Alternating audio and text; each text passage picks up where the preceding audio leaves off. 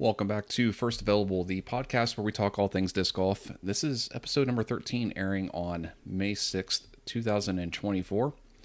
And like I tend to say a lot lately, keep it kind of short and sweet today. We're going to be talking about the Dynamic Disc Open. Will be the majority of our conversation. I don't have much else going on otherwise, so let's hop right into it. And I'm going to pull up on the screen if you are following along on the video. We're going to talk about the FPO results first, and then we'll talk about MPO results from the Dynamic Disc Open at Emporia from this past weekend. Interesting disc golf. All right, so getting right to the point here, our winner, again, Missy Gannon, Big Money Missy. So if you didn't get a chance to catch it, it was a pretty exciting finish. Coming in second place was Haley King. They actually tied in regulation.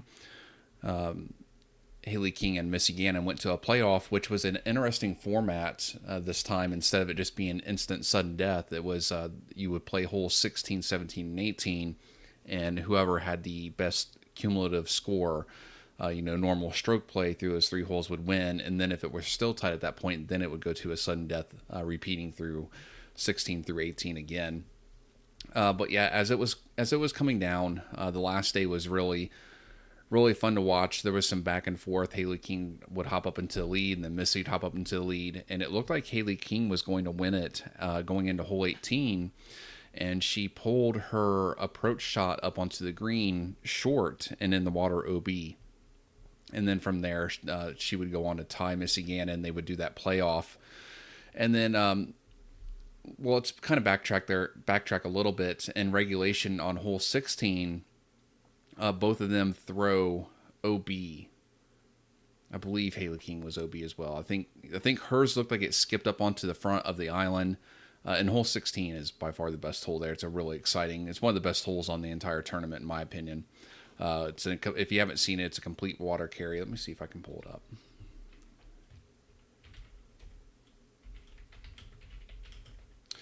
Emporia hole 16. Oh, and I don't know why we're using being here. I don't like that at all. But anyways, Haley King skipped up onto the island on the short side where you want to be if you can. And it ended up like the disc was just spinning on the ground, and it kind of spun itself back into the water, OB. And then Missy Gannon pulled more of the hyzer plane, went out to the right side of the water, and barely skipped just short OB. And I don't think that they have any pictures of the map here.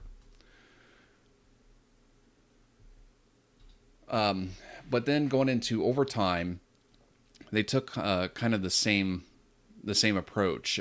Missy Gannon was up first. She took the same exact shot that she did in regulation. It hit the water and skipped up onto the green, crossing the OB line.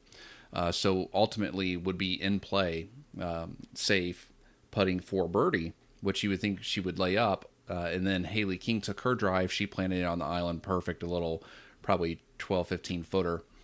But Missy ran the putt, even though the smart play there was probably to lay it up and take the par. She ran the putt and made it. Haley King tapped out her putt, so we're tied after hole 16. And then going back over to hole 17, you know what? I don't remember if that's where Haley King missed her shot or not. I bet you it's not on here. But anyways, Missy Gannon ran away with it after hole 17, 18. It wasn't even close. Skipping forward to hole 18 again, which they changed that to where you have to cross water to an island green on the par 5, I believe it is, which was a much more interesting play than previous years.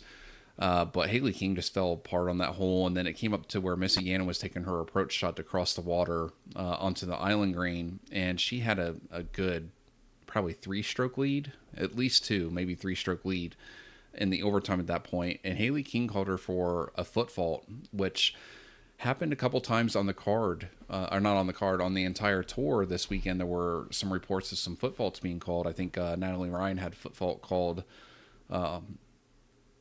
But the one called against Missy Gannon, I didn't see any foot fault there. I don't even know what Haley King supposedly saw. I don't want to say that there was any ill will towards it, but it seemed odd that you're down 3 strokes on the last hole and you call at best a questionable foot fault. Foot fault's one of those kind of rules to where, okay, you should definitely call it if it's 100% obvious. If you're even questioning, if you're like, I'm 80, I don't know what sense this would make, but if you're like, I'm 85% sure that was a foot fault, I'm not calling it. I'm not calling a foot fault unless I'm like, oh yeah, you 100% foot fault on that. So I don't know what she saw, but it didn't get the second. So no harm, no foul there, I guess. Yeah, I was wondering what happened here. All right, but going down through the rest of our leaderboard, we had on the lead card that day, along with Missy and Haley, we had Lisa Ficus and who was the last one on their card? Was it Holland? I think it was Holland Hanley. And Holland Hanley, again, it's just been the theme this year. She's in the top 5, has a shot at the whole thing on the last day. And just, even though she actually shot her best round on round 3, it just wasn't enough to make up that gap. She only loses, by 2 strokes better, and she's, first place. So just going down the leaderboard real quick, we had Emily Weatherman, who was exciting to see out there. She's a new face on the tour. And then we had in 4th place a 3-way tie, Natalie Ryan, Holland Hanley, Lisa Ficus. And that will wrap it up. The top 4 places are the only ones that shot under par. I kind of bring this up all the time, so I'm not going to beat a dead horse. But going down to 7th place, Kat Murch at 1 over, and then Emma Arp, Emily Beach, Eliezer Meddling, Owen Scoggins, and Rebecca Cox, all tied for 9th there. I think I said Emma Arp. She actually had standalone 8th. But that'll round out your top 10.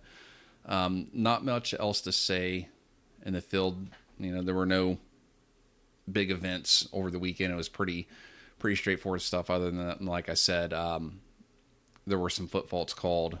I know one was called on Natalie Ryan. I think another one was called on Stacy Ronsley, if I'm not mistaken. I didn't get to see the footage of it, so I'm not sure. And then the one that was called on Missy Gannon that didn't end up going through. But that's it. Let's switch over and talk MPO real quick. So MPO, been waiting for this to happen this year. It's been actually over a year since his last one. Calvin Heimberg, and he was not letting go. He was in complete control the entire final round. His round scores, he shot a 58 on day 1, 62 on day 2, and then a 56. His best round was his closeout round. Gannon Burr coming in second, only 3 strokes behind him. But look at this field real quick before we go through the rest of the list. I have to scroll down all the way to 48th place, or 49th technically. Silas Schultz shot even, tied in with Elijah Bickle, Caleb Bruce, and Ty Love, all tied for 49th place, all even. And then obviously the rest of the field beyond that is over par for the event. But a stark contrast. Now, I should say that the MPO field is bigger as well, so per capita, I guess maybe it's not that big of a difference. But anyways, let's do our top 10 here. Calvin Heimberg shot a 28 under, took home the championship of the DD Open, or the Dynamic Disc Open, I should say. Gannon Burns second at 25 under. Gavin Rathbun, he played really well, 23 under. Joey Buckets, who's been in the top 10 most of these events this year. Joey Anderson, 22 under, took 4th place. Presnell, last week's winner, still stayed in the top 5, tied with Wysocki at 5th place at 21 under. Chris Dickerson, he's been in that top 10 conversation a lot this year, kind of quietly, but he's been there. 7th place, 19 under. Gavin Babcock was interesting. He, seen him on that chase card this weekend. He's a name I'd like to see get, his first big one on tour, at least the first one I'd ever seen. I'm not sure if he has one, to be honest with you. We should check. But then Isaac Robinson and Mason Marchbanks rounding out your top 10. They were both tied at 9th place at 17 under. And I didn't see or hear anything from Isaac Robinson all weekend. Actually, Ezra, his brother, was on lead card going into the final round. Yeah, he shot a 60-61, but then round 3 just fell apart on him, 67. What was the hot round? The hot round yesterday, the final round 3, was a 55 by Joey Buckets, and then Calvin Heimberg, who was already in, I think he was actually in 2nd place going into round 3, I believe. He shot a 58 and a 62, so he's sitting at 120 after 2 days. Wysocki had the hot round on day 1, 57. So he would have been 1 stroke ahead of Calvin, I believe, going into round 3. Yep. So very good to see. I like Calvin. He's one of my favorite players to watch. Barella had a bad round 2. That was his problem. But other than that, nothing really major to talk about on the MPO side of things. It was a fun watch. I liked the redesign of hole 18, how they made it going from it used to be a par 4 and out to par 5 that requires you to cross water on your approach shot to the island green. It's got different ways to carve it up. I think it's a great finishing hole because it looks good on camera.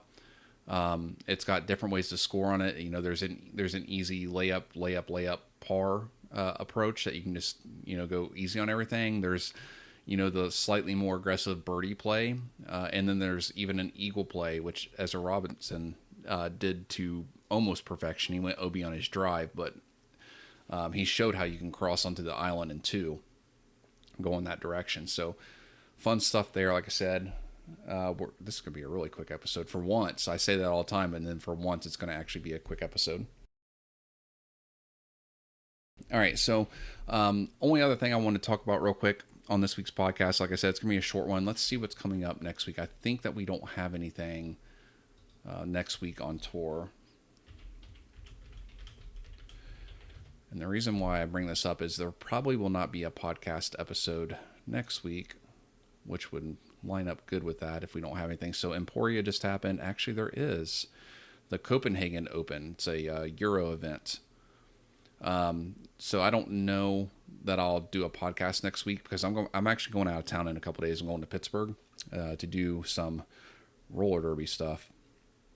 But I will be bringing all my filming equipment and stuff. I'm going to do a couple videos out on some Pittsburgh area courses. I'm going to go up on Thursday, I believe, and have the whole day Friday to I plan on trying to hit like 3 courses, grab some footage, have some fun, put some stuff up on the YouTube video if you're interested in seeing that. And since I'll be out of town, I don't want to rush to try to do a podcast, especially if we don't have anything on the standard disc golf pro tour. Like I said, there's this Euro event. I'm not even sure who's all going to be playing in that, but we can always recap that the following week when May 17th through 19th. So that should be 2 weekends from now. Yeah. Yep. The OTB Open, which is one of my favorite events all year long. So we'll definitely recap that on the next podcast episode. And if anything big happens on the Copenhagen one, we'll just talk about it on the following weekend that I come back.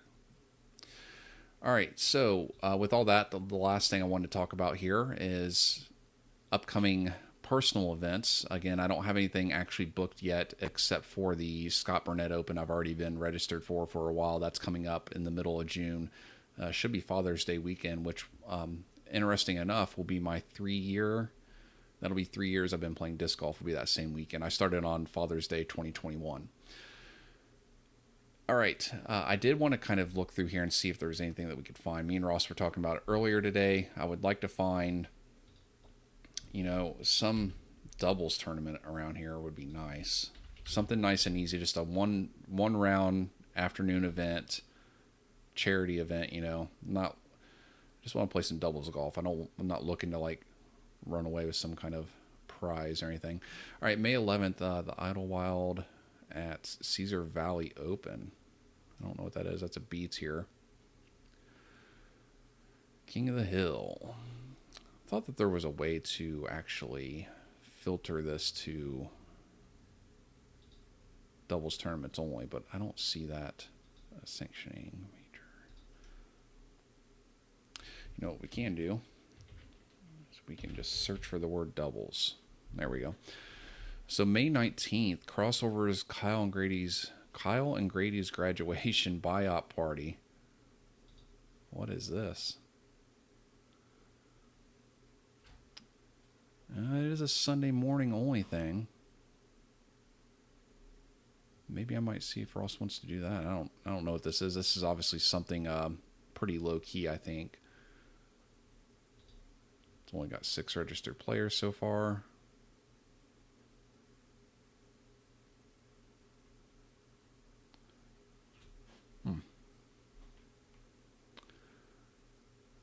Both players under 900 rated. What if you don't have a rating? I don't know. We'll keep that one in mind. Here's another doubles. The Echo Valley biopsy. Here's the problem with this one. I think we already looked into doing this, and I don't think the schedules will work out because this might be a... Oh, what are the times for this? This will be a one-round, bring your own partner. Okay, maybe we can do that. What's the 25th? Is that a Sunday? It's a Saturday. So I don't know if that's going to work out because there's probably other sports that need to be considered. I don't know. I'll see if Ross is able to do that. If so, maybe we can do that one. If not, I don't even see anything else doubles. Here's one. This is all the way out in July. The Hilltop Classic.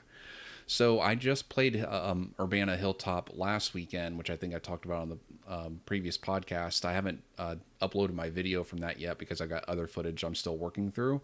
But that was a really fun course. I would like to play that.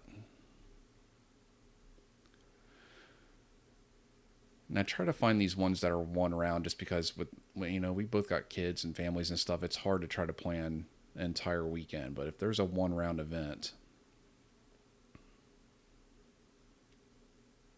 for both rounds, so this is a 2-round event, but I think it's 2 rounds one day.